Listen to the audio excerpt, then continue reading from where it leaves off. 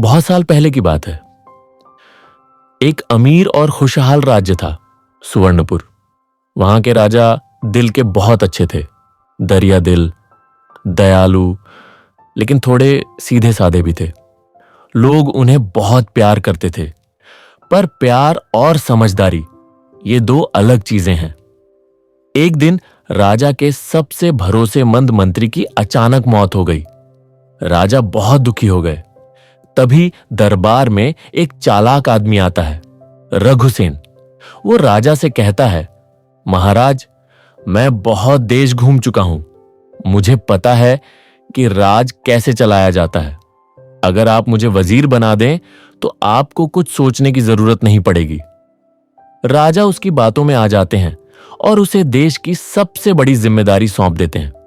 जैसे ही रघुसेन सत्ता में आता है, वो शुरू कर देता है टैक्स बढ़ाना, अपने यार दोस्तों को ऊंचे पद देना, एजुकेशन का बजट काटकर अपना महल बनवाना, किसानों की जमीन छीनना।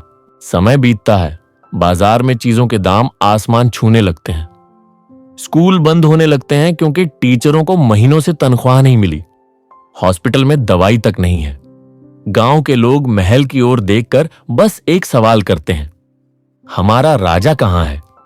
एक दिन एक मां अपने भूखे बच्चे को गोद में लेकर महल के गेट पर आकर रोते हुए कहती है, राजा बाबू, मेरा बच्चा 3 दिन से भूखा है, स्कूल बंद है, मैं कहां जाऊं? एक नौजवान शहर में नौकरी की तलाश में आता है और बोलता है, जिसके मामा चाचा नेता हैं उन्हें नौकरी मिलती है और हम बस भटकते हैं। हजारों लोग रोते हैं, चीखते हैं, लेकिन राजा को कुछ नहीं पता। उसे लगता है सब ठीक है। फिर एक दिन एक बूढ़ा शिक्षक महल के सामने आता है।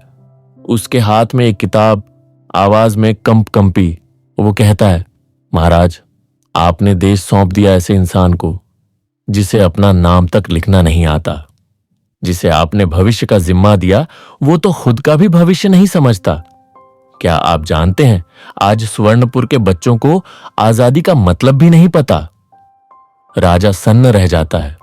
वो खुद अपनी आंखों से देखता है, खेतों में फसल नहीं, बच्चे भीख मांग रहे हैं, डॉक्टर मरीज छोड़कर भाग रहे हैं, सड़कें टूटी हुई, लोगों के चेहरे पर सिर्फ मायूसी।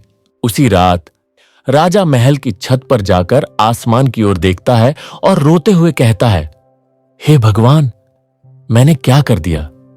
मैंने एक लालची और मूर्ख इंसान को देश का भविष्य सौंप दिया। क्या मैं राजा हूं या अंधा? अगले दिन राजा सभा बुलाता है, रघुसेन को बर्खास्त कर देता है। राज्य में हर जगह जांच शुरू होती है। फिर वो नए नियम लाता है। अब मंत्री बनने के लिए पढ़ाई, ईमानदारी और जनता की सेवा का अनुभव जरूरी है। शिक्षा का बजट बढ़ाया जाता है, नए स्कूल खुलते हैं, किसानों का कर्ज माफ होता है, नए रोजगार बनते हैं। कुछ सालों में ही सुवर्णपुर फिर से उठ खड़ा होता है।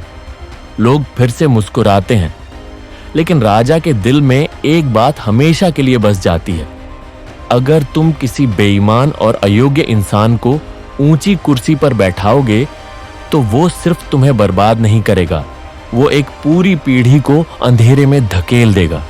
दोस्तों, ये बस कहानी नहीं है, ये एक आईना है।